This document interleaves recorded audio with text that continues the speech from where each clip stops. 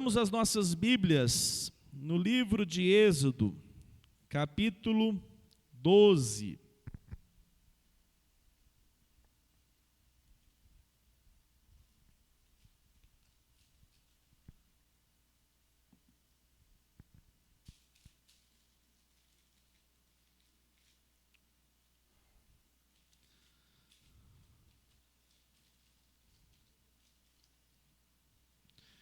Êxodo capítulo 12. Isso, eu peço para o Machado, sempre, viu, Machado, lembrar os irmãos, podem tirar boas fotos e nos enviar, que é sempre bem-vindo. Nós precisamos preencher lá as nossas redes sociais, né, Débora? Para que a gente possa ter material para postar. E é tão bom ver a igreja presente nesses momentos especiais, hoje, culto de Páscoa. E eu quero falar então a respeito desse tema, a Páscoa. Nós vamos ver a sua origem. Então, o tema de hoje é a Páscoa. Capítulo 12 de Êxodo. Obrigado, Divino. Verso 1, nós leremos aí esses primeiros versículos de Êxodo capítulo 12. Diz assim a palavra do Senhor: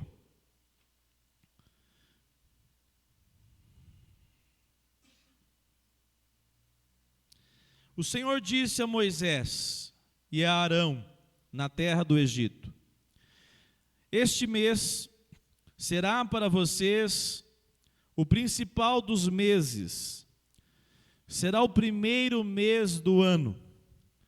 Falem a toda a congregação de Israel, dizendo: No dia 10 deste mês, cada um tomará para si um cordeiro segundo a casa dos pais, um cordeiro para cada família. Mas se a família for pequena para um cordeiro, então o chefe da família convidará o seu vizinho mais próximo, conforme o número de pessoas, conforme o que cada um puder comer. Por aí, vocês calcularão quantos são necessários para o cordeiro. O cordeiro será sem defeito, macho de 1 ano, podendo também ser um cabrito. Vocês guardarão o cordeiro até o 14º dia deste mês. Todo o ajuntamento da congregação de Israel o matará no crepúsculo da tarde. Pegarão um pouco de sangue e o passarão nas 2 ombreiras e na viga superior da porta, nas casas em que o comerem. Naquela noite comerão a carne assada no fogo, com pães sem fermento e ervas amargas. Não comam do animal nada cru. Não comam nada do animal nada cru, nem cozido em água, porém assado ao fogo, a cabeça, as pernas e as vísceras. Não deixem nada do cordeiro até pela manhã. O que, porém, ficar até pela manhã, queimem. É assim que vocês devem comê-lo, já prontos para viajar com sandálias nos pés e o cajado na mão. Comam depressa. É a Páscoa do Senhor, porque naquela noite passarei pela terra do Egito e matarei na terra do Egito todos os primogênitos, tanto das pessoas como dos animais, e executarei juízo sobre todos os deuses do Egito. Eu, o Senhor. O sangue será um sinal para indicar as casas em que vocês se encontram. Quando eu vir o sangue, passarei por vocês e não haverá entre vocês praga destruidora. Quando eu ferir a terra do Egito, este dia lhes será por memorial, e vocês celebrarão como festa ao Senhor, de geração em geração. Vocês celebrarão esse dia por estatuto perpétuo. Senhor, obrigado pela tua palavra. Obrigado porque nós podemos cultuá-lo nesta data, Senhor. A igreja reunida, nós temos a dádiva da saúde, a liberdade de culto em nossa nação. e sobretudo o teu Espírito que nos traz cada dia convencimento da tua palavra, da justiça, do juízo, de maneira que o nosso coração é desejoso pela tua voz. Nós queremos ser guiados pelo Senhor, nós queremos de fato celebrar o teu nome e de maneira concreta evidenciar toda a tua obra realizada na cruz do Calvário. Ajude-nos a te louvar com nossas vidas, Senhor. Ajude-nos a exaltar o teu nome enquanto famílias, ó Senhor. Que a tua graça esteja sobre nós, em o nome de Jesus. Amém. Pegue a sua Bíblia aí e deixa ela aberta. E você vai acompanhar comigo a respeito desses versículos. Aqui no capítulo 12 de Êxodo, nós temos então Deus estabelecendo a instituição da Páscoa. Mas o que era então a Páscoa? Páscoa nos nossos dias perdeu totalmente o significado. É época de desenhar coelhinhos, época de dar chocolate, e a verdadeira mensagem da Páscoa se perdeu. Mas a igreja do Senhor tem a mensagem da Páscoa, e é por isso que nós temos que observar alguns aspectos tão fundamentais da Páscoa. A Páscoa para o povo de Israel foi um momento singular. Eles estavam aonde? Onde eles estavam morando? No Egito. O povo de Israel, eles estavam ali porque o seu pai, quando Jacó, que tem o seu nome mudado para Israel, passa por necessidades devido à falta de chuva, devido à escassez, eles decidem ir para o Egito, porque quem estava lá já governando? José. E o povo de Israel, uma nação que saiu de 12 filhos de Jacó, vão para o Egito, além dos filhos de José, Efraim e Manassés. Eles ficam lá mais de 400 anos. E esse povo cresceu muito. E o que aconteceu? Esse povo ficou tão forte que os egípcios colocaram chicote para controlá-los. Eles se tornaram escravos. Eles perderam a cidadania. Eles perderam a condição de cidadãos. Eles perderam e foram colocados no cativeiro dentro do Egito. A palavra de Deus diz que Deus, vendo o sofrimento, se lembrou, não que ele se esqueceu, porque Deus desejou livrar Israel daquele sofrimento. E a palavra de Deus então aponta que essa passagem, a palavra Páscoa, ela tem um apontamento para passar por cima. Então, nós vamos ver alguns aspectos. Aqui diz o texto que eles deveriam preparar o sangue do animal e colocar nos umbrais das portas, de modo que, quando viesse esse anjo do juízo de Deus, passasse de maneira por cima daquela casa. E ali, com o sangue nos umbrais das portas, aquele anjo saberia, essa família é uma família israelita, judia. E a palavra de Deus então aponta que isso de fato é a Páscoa. E nós vamos ver nessa noite, nós que somos cristãos, nós que cremos na vinda do Messias, aquele que foi prometido lá em Gênesis, a Eva, a Adão, aquele que foi prometido desde o jardim, nós temos essa mensagem apontando para Cristo Jesus. Aleluia. A nossa Páscoa tem nome, e nós vamos ver alguns aspectos a partir do verso 2. Acompanhe comigo. Diz o texto que Deus falou para Moisés e Arão. E o que ele disse? Ele disse o seguinte: este mês, o mês que vocês vão sair do Egito, esse mês será o principal dos meses. O que Deus está fazendo com o povo de Israel? Vocês sabem que ano que é agora? olha, se apertar aqui no meio de Israel, capaz que ninguém nem sabe que mês que nós estamos. Já perdemos as contas dos anos que nós estamos debaixo de castigo, de opressão. Para nós contar o tempo, para quê? Nós sofremos com o jugo dos egípcios, nem calendário nós temos mais. E Deus diz para Moisés e Arão: será este mês o primeiro mês do ano, ou seja, não era o primeiro mês do calendário, mas Deus agora estabelece um novo calendário para o povo de Israel, dizendo: o que passou, passou. A partir de agora, eu estabeleço a vocês um novo calendário. Haverá agora para vocês um novo tempo.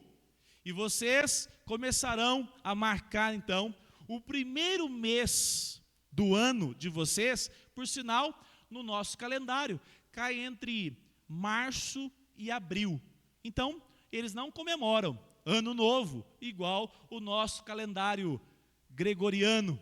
Eles comemoram essa passagem de ano, lá em março e abril, o primeiro mês.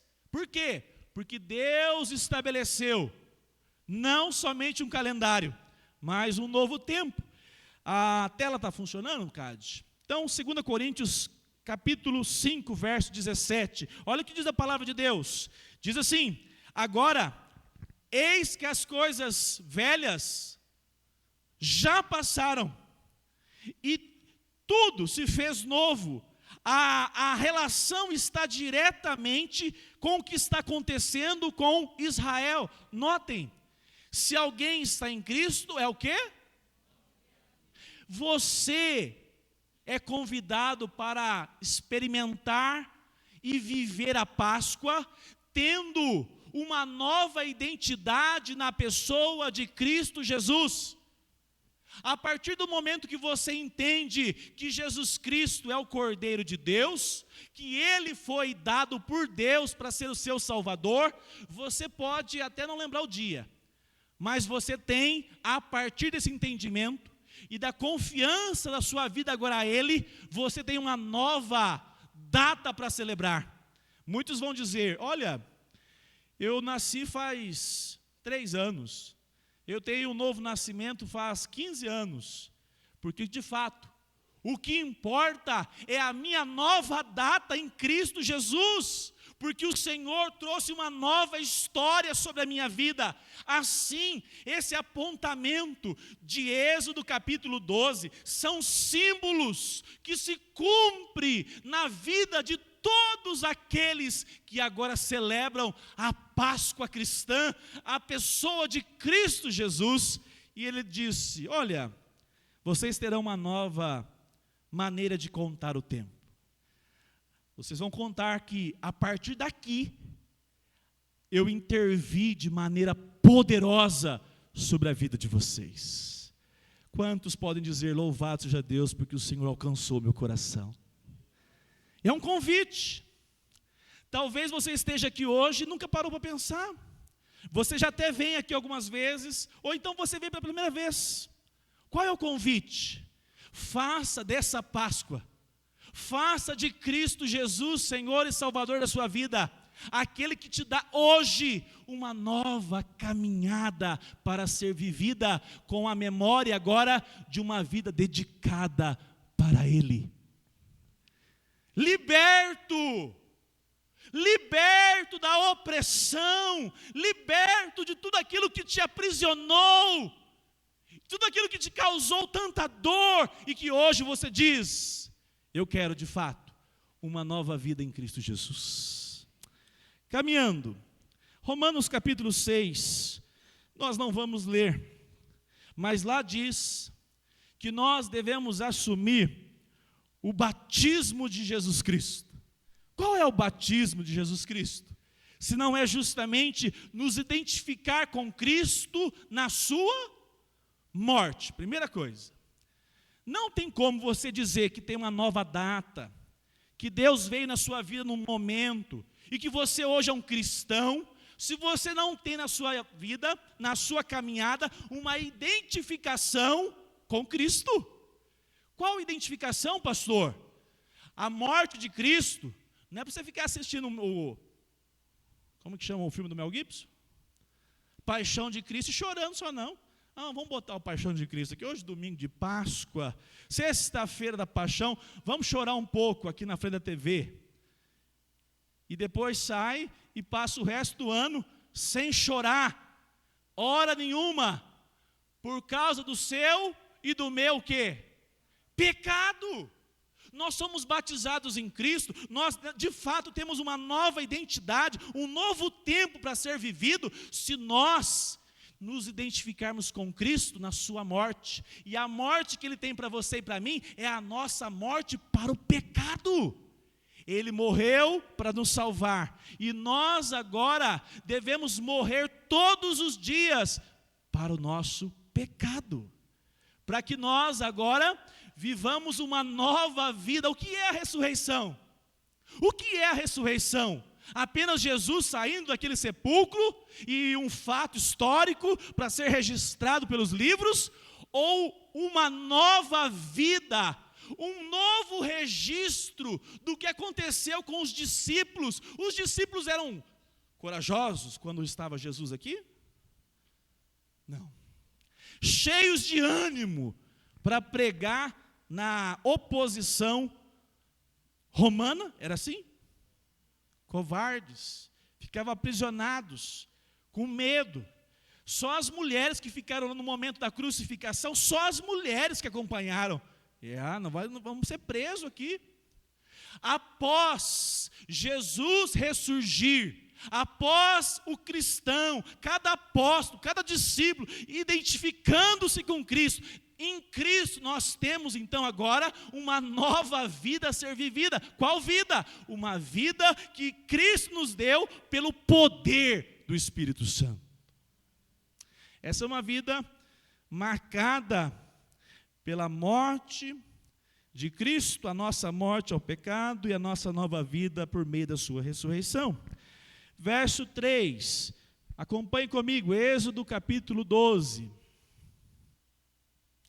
Falem a toda a congregação de Israel, dizendo: no dia 10 deste mês, cada um tomará por si um cordeiro, segundo a casa dos pais, um cordeiro para cada família.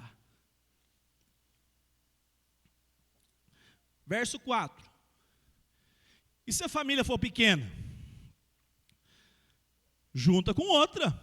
Se a família for pequena para um cordeiro, então o chefe da família convidará quem? O vizinho mais próximo. Então, o segundo aspecto nós vamos ver aqui no versículo 3 e versículo 4. O texto aponta a primeira descrição de Deus, na palavra de Deus, relacionando o povo de Israel como congregação. É mais do que simplesmente uma nação, é uma congregação, é um ajuntamento de pessoas que Deus tem o propósito não somente de ajuntar, mas porque faz parte esse grupo dele, esse grupo é para ele. E olha que o texto diz o texto que o cordeiro era para ser preparado para um indivíduo, para um grupo de pessoas. Aqui o texto aponta então, as famílias se reuniam de maneira que celebravam a partir do cordeiro que era. O cordeiro nós vamos falar daqui a pouquinho. Ele era morto, colocava o sangue dele numa bacia, mas aquele cordeiro tinha que ser comido. E eles iam fazer isso. Mas como que eles fariam? De maneira que agora, esse povo que experimenta, não é um povo apenas como um indivíduo, mas como congregação. Observe em Tito, aqui na tela para a gente andar um pouquinho mais rápido. O pastor tem tique. Tem um trem branco aqui que me chama a atenção.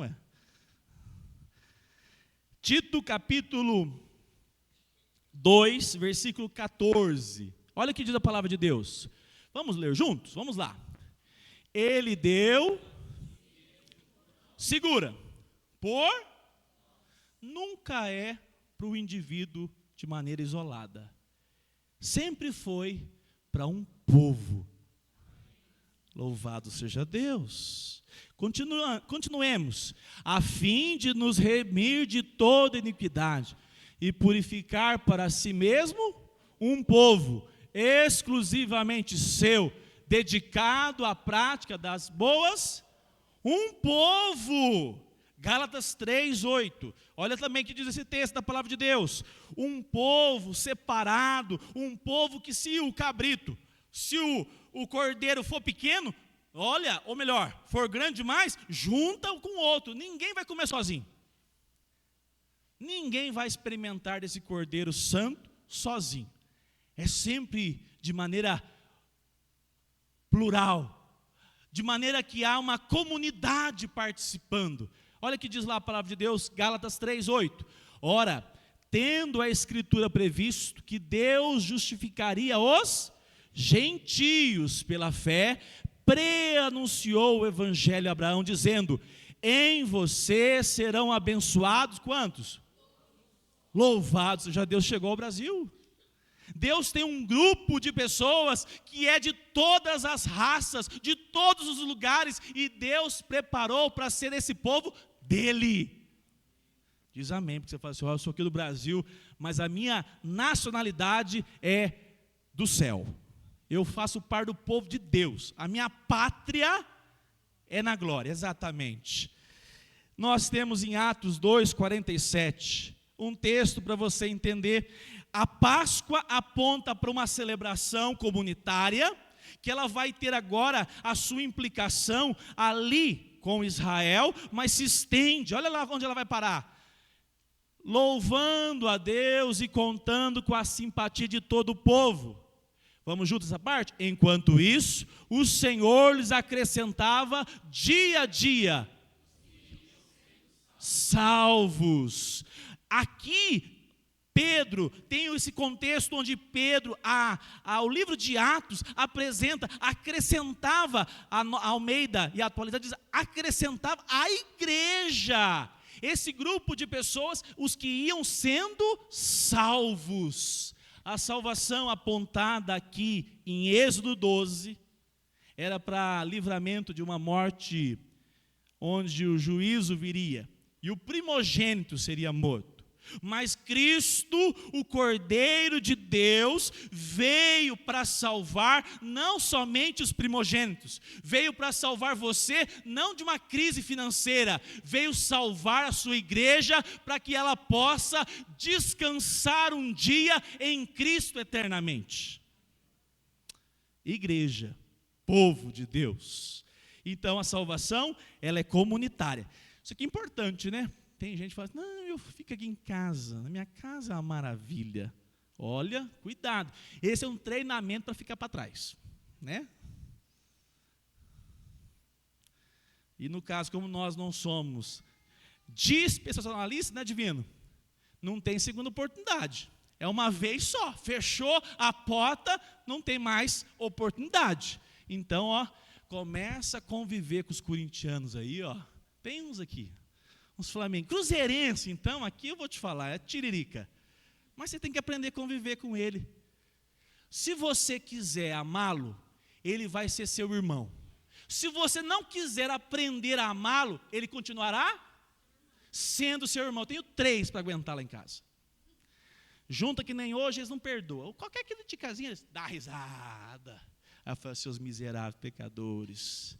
Aí eu falo também, quando eu vejo uma coisa também, eu falo deles. Graças a Deus pela nossa unidade, união.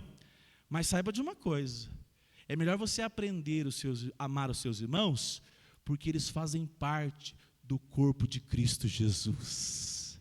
Perdoa, abraça, e diz assim, nós somos tão diferentes, né? Louvado seja o Senhor Jesus por isso. Caminhando, versículo, agora, 5. Diz assim a palavra do Senhor, capítulo 12, versículo 5. O cordeiro será sem defeito, macho, de 1 ano, podendo também ser um cabrito. Olha só o que a palavra de Deus está apontando. O cordeiro será sem defeito. Aqueles hebreus sabiam muito bem, eles eram da área pastoril. Sabia que um cordeiro, tinha cordeiro que tinha sarna demais, tinha cordeiro que tinha bicho demais, tinha cordeiro que tinha algum defeito congênito, e Deus disse assim para eles, lembrando que o que Deus está fazendo aqui em Êxodo 12, são sombras do que viria. Deus disse assim, pegue um cordeiro perfeito, todo cordeiro que for sacrificado, para esse objetivo, tem que ser perfeito. Notem, versículo 5, sem defeito, para que possa então, agora, como macho, por que macho? Porque ele representa o homem, ele é símbolo do ser humano. O homem é o reprodutor, ele é símbolo da raça humana. Por quê? Porque nós sabemos muito bem que por meio de um homem entrou o pecado no mundo. E agora deveria ter um representante de qual raça? Do homem, para que pudesse pagar pelos pecados. Notem, Hebreus 4,15. Nós temos agora um apontamento para Jesus Cristo, o nosso Cordeiro Pascal, aquele que foi enviado por Deus, nasceu de maneira totalmente humana, um menino criado, um menino que caminhou aqui, se tornou adulto, e ele era o próprio Deus encarnado, Jesus Cristo. Como? Através da sua obra, a sua entrega na cruz, ele se torna o Cordeiro Pascal da igreja, ele se torna o libertador da sua igreja, e por isso nós celebramos essas cadeias que foram quebradas por meio de Cristo Jesus. Quebradas as cadeias de quem? Do pecado e do diabo. Ele fazia com que nós não entendêssemos todos os propósitos da palavra de Deus, nos cegava com os valores deste mundo, nos distraía com as coisas que acontecem aí fora, mas o Cordeiro, o perfeito, Cristo Jesus, nos libertou. Hebreus 4,15, olha o que diz a palavra do Senhor, porque não temos um sumo sacerdote que não possa se compadecer das nossas fraquezas. Pelo contrário, eu pergunto para vocês, o primeiro, Adão, foi perfeito? Então, por meio de Adão, entrou o pecado no mundo. Para entrar a salvação, como ele deveria ser? Perfeito. Se o primeiro Adão falhou, Paulo chama de segundo Adão, Cristo. Ele deveria ser perfeito. Vamos ver o texto? Pelo contrário, ele foi tentado em todas as coisas, mas, ou melhor, a nossa semelhança, nós somos tentados de todas as formas, não somos? Ele também foi. Estava pensando, José Alves, como deve ter sido para Jesus olhar para um fariseu, pegar o Jonathan que é grandão, mas esse é o papel de fariseu, Jonathan, só aqui, tá? E o Jonathan levanta o dedo e fala assim, desce daí, Jesus, você não é o Cristo. E Jesus olhou bem, o que a gente faria, Machado? Um raio na hora, né? Fulminava esse miserável pecador. Jesus olhou aquela afronta e não pagou mal com mal. Ele manifestou a sua graça, o seu amor, e não pecou até quando quem o insultava estava fazendo a maior blasfêmia de todas. O texto diz: em todas as coisas ele foi tentado. Na nossa semelhança, nós somos tentados em todas as áreas, a vírgula, mas sem pecado. 2 Coríntios capítulo 5, verso 21, olha o que diz a palavra do Senhor. Aquele que não conheceu o quê? Então, ele pode ser o cordeiro sem defeito. Porque se ele tivesse tropeçado em um problema, um pecado, Abraão foi perfeito? E foi o pai da fé. Mas ele não foi perfeito. Deus não receberia o sacrifício de Abraão, jamais. Ele não poderia. Ele era falho.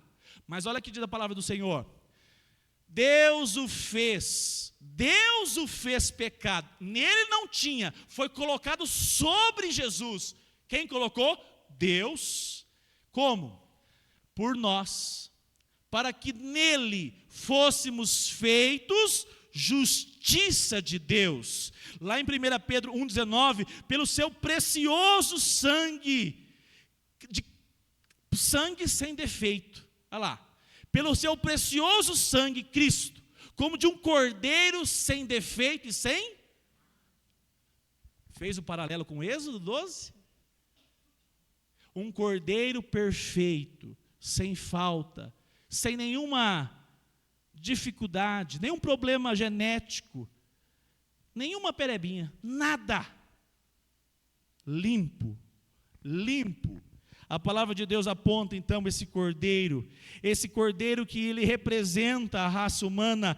Romanos 5,19 aponta justamente o que nós mencionamos aqui. Ele era homem, não porque necessitava ser masculino, mas porque representa a raça humana. Porque pela desobediência de um só homem veio o quê? Olha lá. Porque como pela desobediência de um só homem, muitos se tornaram pecadores, veio o pecado. Assim também, por meio da obediência de um só, muitos se tornarão, diz todos ali? Diz poucos, Roberto? Mais uma vez, muitos. A igreja do Senhor tem um cordeiro perfeito. Caminhando, vamos para o versículo 6, 12:6.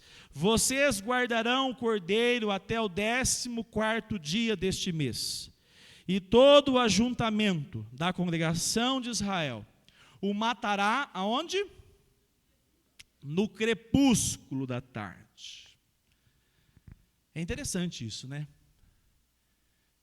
Jesus foi menino? Foi.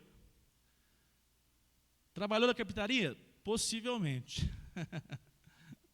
A Bíblia não relata a infância nem a adolescência de Jesus com muitos detalhes. Mas diz que ele foi sem pecado a vida toda. Mas tinha uma hora definida para ele. Tinha um momento preparado, não por Judas, mas pelo Deus soberano, que, como fez com o povo que estava sofrendo do Egito, Deus se lembrou do seu povo e enviou o seu Salvador, de maneira que ele aguarda vários anos. Sabe o que acontecia com o povo de Israel? Deus disse assim: olha, pegue o cordeiro, versículo 6, mas vocês vão guardar esse cordeiro, até que dia? O 14º dia. Por quê?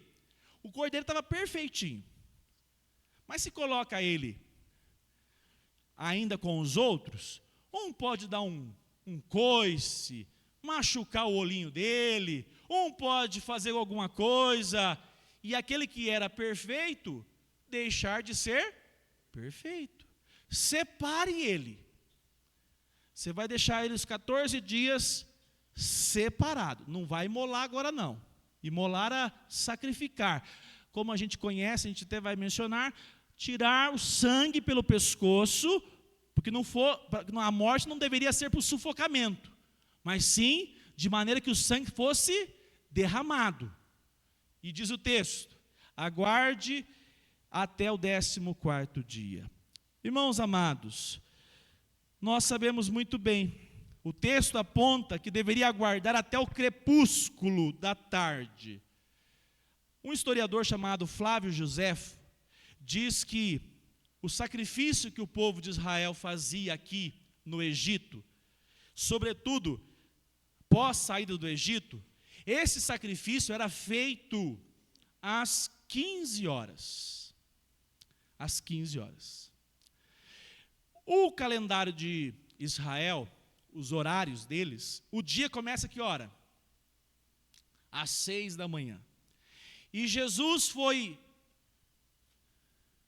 colocado na cruz, e ele declara: está consumado, na hora 9 daquele dia. Qual é a hora 9? 15 horas da tarde, no mesmo horário que sempre era feito os cerimoniais de sacrifícios. Para quê?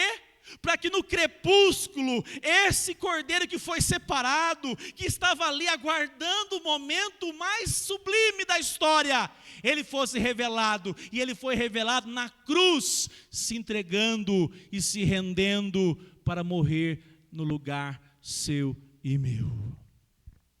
A palavra de Deus então nos mostra que essa relação, agora, nós temos no verso 7, acompanhe comigo aí, capítulo 12, verso 7. Pegarão um pouco do sangue. Por que sangue, né, irmãos? Por que sangue? Por que pegar um pouco do sangue? Você conhece essa passagem de Levítico 17, 11? Olha o que Deus fala a respeito do sangue. Levítico 17, 11 diz assim: a vida, porque a vida da carne está no sangue, porque a vida da carne, a vida está no sangue. Mas aqui que está falando da carne, que carne é essa? Qualquer coisa que tenha vida. É um animal, uma ovelha, um boi, um cachorrinho, um bezerro, tudo. O que nós estamos vendo aqui, Deus está apontando, olha, porque a vida está no sangue. Então, Deus disse assim: vocês vão colocar num balde, né? Vão colocar esse sangue, vão pegar esse sangue, e esse sangue fará expiação. O que era isso? Eles pegavam então, matavam o cordeirinho ali, o sangue era derramado num balde, eles pegavam uma esponja, chamada isopo, e eles pegavam aquela esponja e passavam onde? Nos umbrais e na verga da porta. Passava ali, e para que isso? Porque o anjo do juízo, o que aconteceria? Viria. Já estava sendo anunciado, o anjo do juízo virá. Anjo enviado por quem? Deus. Ele mesmo diz: eu passarei. Era o anjo que ia passar. E o que aconteceu nesse momento? Nesse momento, quando o anjo foi passar, ele olhava: tem sangue na porta? Tem. Então, se tem sangue na porta, preste atenção agora. Esse sangue representa a vida.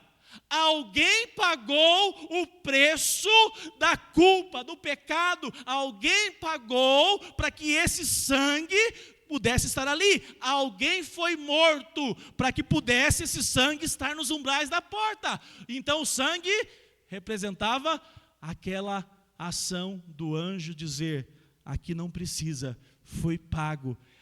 A morte aconteceu e foi pago para livrar esta família. E passava para outra, e passava para outra. E assim acontecia. Notem, a palavra de Deus diz assim: o salário do pecado é o quê?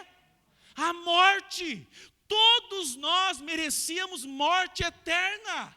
Nós não tínhamos condições alguma de poder dizer: não, eu melhorei um pouquinho. Quem tropeça numa palavra da lei, tropeça nela toda. Hebreus capítulo 9, versículo 22. Sem derramamento de sangue, não há o quê? Remissão de pecados. Pastor, mas por quê? Sem derramamento de sangue, não há remissão de pecados. Vou lembrá-los a respeito do que acontecia, sobretudo com o povo de Israel. Lá em 1 João capítulo 2 diz assim: Cristo é a propiciação para os nossos pecados. O que era o propiciatório? Vocês lembram? Lembram daquele local chamado Santo dos Santos? O povo de Israel tinha um templo. Antes era o tabernáculo, depois foi o templo. Não era assim, todo mundo chegava e entrava ali naquele local chamado Santo dos Santos. Não. Uma vez por ano, no ano da expiação, o sumo sacerdote, ele entrava ali. A partir do momento que aquele local era sagrado, só ele que estava destinado podia entrar. Quando ele entrava, ele encontrava aquele local sagrado, aquele objeto que Deus deu ao povo de Israel, as tábuas da lei, dentro do quê? Da Arca da Aliança. Mas em cima da Arca da Aliança há algo muito interessante. O que Deus colocou em cima dessa Arca da Aliança? Deus colocou sobre aquele local, aquele propiciatório. O que era o propiciatório? A Arca da Aliança, em cima dela tinha 2 querubins, um virado para o outro. E entre os 2 querubins, um local que recebia o que ali? O sangue daqueles animais que foram imolados, para que Deus não visitasse o povo de Israel com justiça, e se visitasse o povo de Israel com justiça, sobraria alguém? Não. Deus visitava o templo, o sangue era derramado pelo sacerdote, e quando Deus visitava o templo, Deus visitava com o seu poder, a Shekinah de Deus, a justiça de Deus, e Deus com o seu poder lambia aquele sangue, dizendo: aqui foi uma vida derramada em favor do meu povo. Símbolo do que aconteceria lá na cruz do Calvário, quando o Cordeiro de Deus derramou o seu sangue, de maneira que agora Cristo nos livrou da ira de Deus. Louvado seja o nome do Senhor Jesus. Observe, a cruz, ela tem para nós o alvo maior, chamado propiciação. Lá no Antigo Testamento era uma vasilha em cima da Arca da Aliança.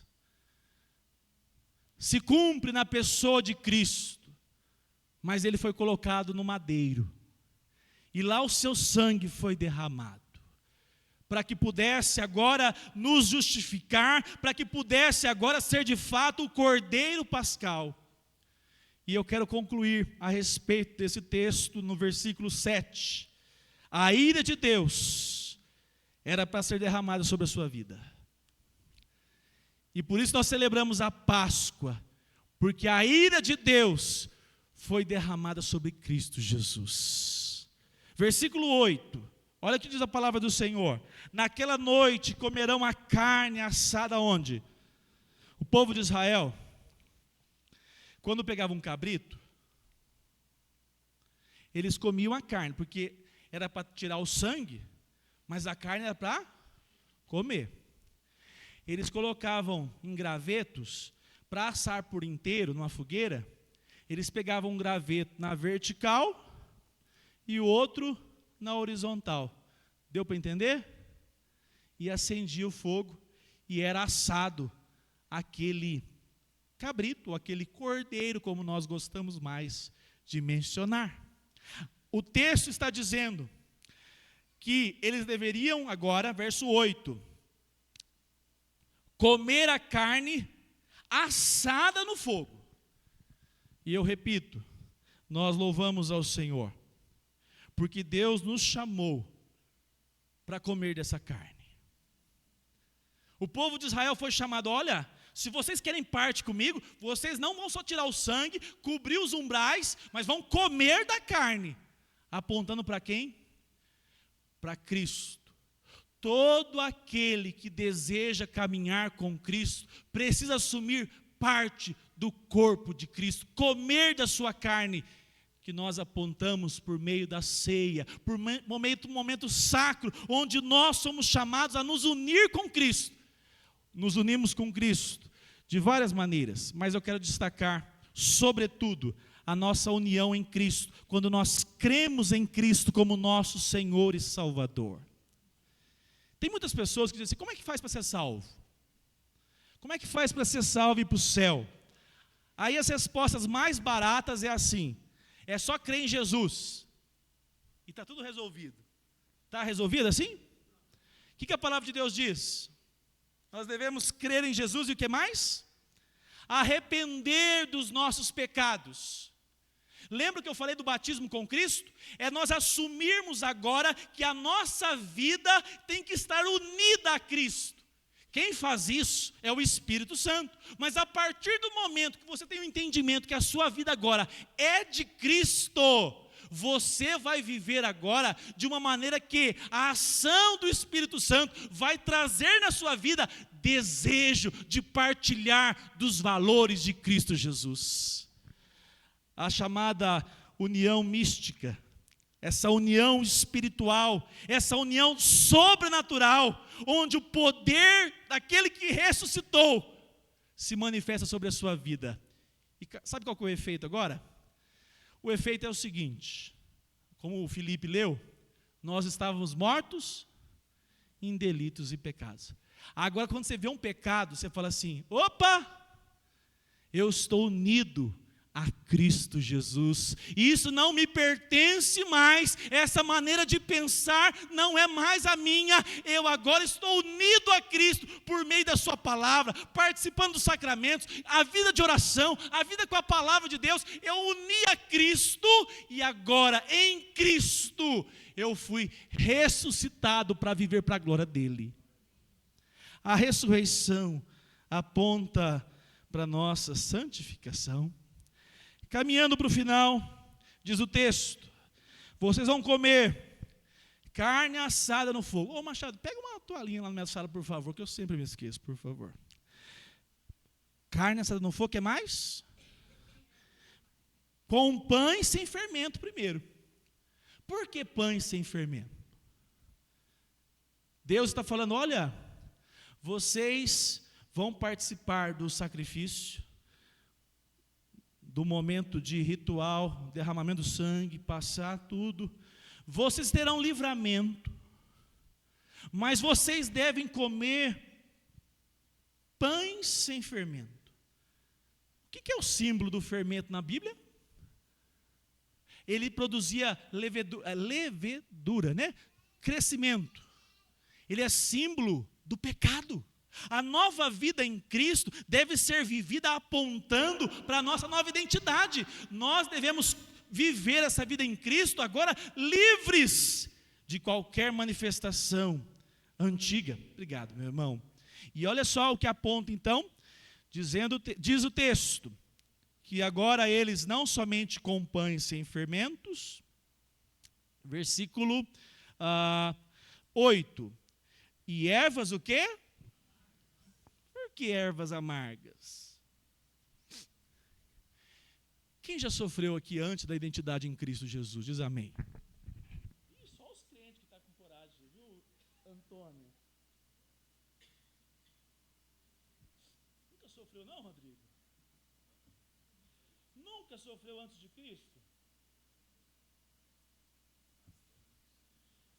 A realidade, meus irmãos, eu tenho dito isso. Nós estamos vivendo um tempo de bastante adesão. Cuidado para não ser a sua história na igreja. A igreja é marcada por gente que foi transformada pelo poder de Deus. Aqui é muito bom para casar. Amém? Você não casou na igreja não? Ninguém casou com crente aqui não? Eu casei com uma bênção de Deus da igreja. Aqui é bom demais para criar os filhos.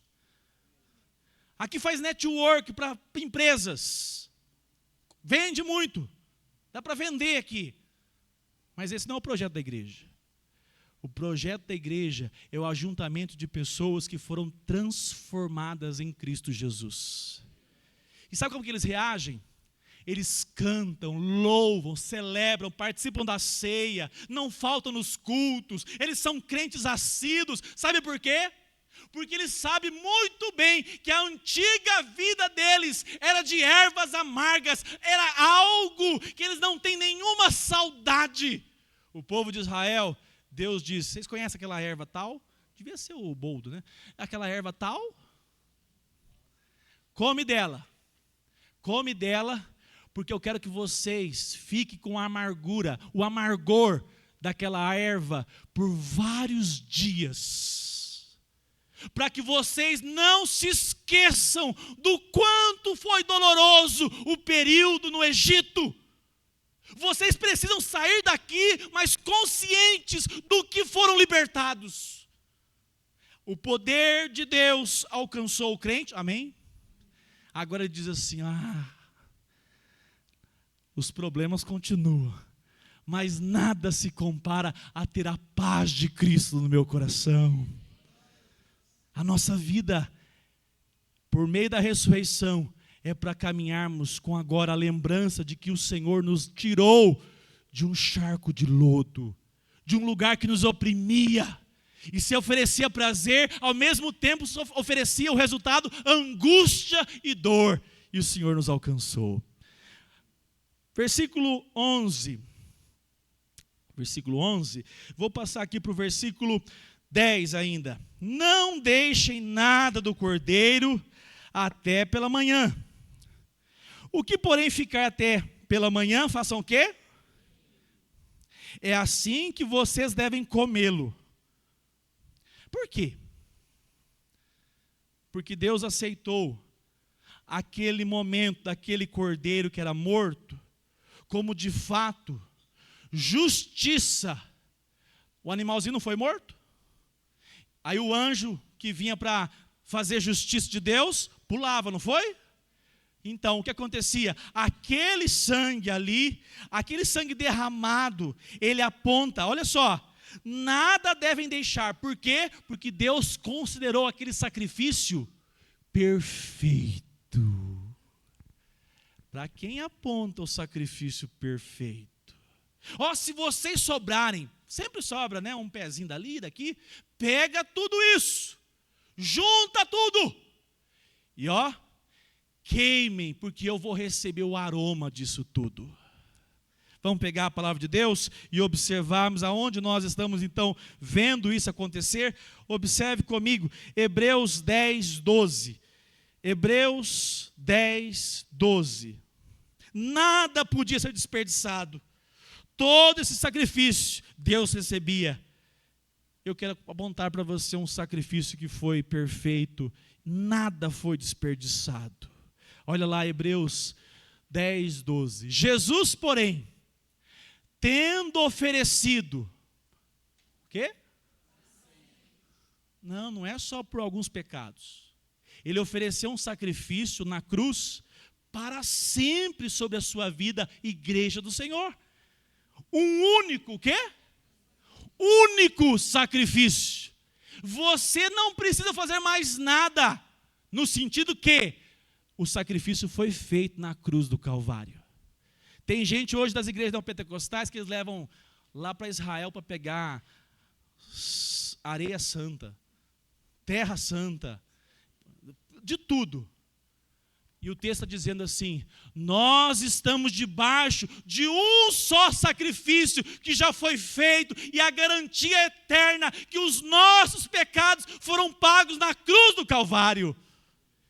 Verso final, a parte final. Único sacrifício, 12 ainda. Único sacrifício pelos pecados. Único. E depois disso, assentou-se à direita de Deus. E eu quero então terminar com você lendo o verso 11. É assim que vocês devem comê-lo, já prontos para viajar, com as sandálias nos pés e o cajado na mão. Comam o quê? Depressa. E o final do versículo é a Páscoa do Senhor. E eu termino nessa noite. Você já experimentou desse cordeiro que foi entregue? O melhor de Deus sendo ele o próprio Deus. Ele foi na cruz e realizou uma obra perfeita, única, vicária, substitutiva. Para quê? Para que você leia comigo novamente o versículo 11 e entenda. É assim que vocês devem comê-lo, já prontos para... Tem muita gente na igreja, caminha na igreja, mas não está pronto para viajar. O cajado significava, se vier alguma serpente ali, dá uma paulada. Está preparado para enfrentar o que for, já prontos. Por quê? Porque o tempo de servidão foi muito cruel. O tempo de dor, de castigo sobre os ombros, doeu demais. E agora o verdadeiro crente já anda caminhando dizendo: Senhor, eu estou pronto, eu e minha casa estamos prontos, porque nós agora vivemos para a glória do Senhor, na expectativa do encontro contigo. Você quer ver um detalhe? A igreja hoje caminha assim: tomara que eu saia do calo do pé, senão Jesus não é bom nada. Vou lá. 7 domingo, Antônia. Se não mudar nada, nunca mais eu volto. Saiba de uma coisa: o Cordeiro que foi imolado na cruz do Calvário garantiu a sua vida eterna. O que é comparado à sua vida eterna com Cristo? Cristo é, nós falamos pela manhã, Cristo é o Shabá. Cristo é o descanso eterno. Troque lá, como diz uma avó da Gisele. Vai lá, boba. Troca a eternidade por uns 40 anos pecando para lá e para cá. Sassaricano. Vai lá, bobo. Sassarica daqui. Beija os meninos tudo da escola. As adolescentes aí, ó. Fica com um. É difícil ser crente lá em São Paulo, Marina. Pensei que era só aqui. Se posiciona. Diga: Senhor, eu e minha casa serviremos o teu nome, porque nós já estamos prontos, caminhando contigo até o grande dia do encontro final, onde o Senhor voltará e concluirá todo o plano de salvação. Fique em pé, nós vamos orar.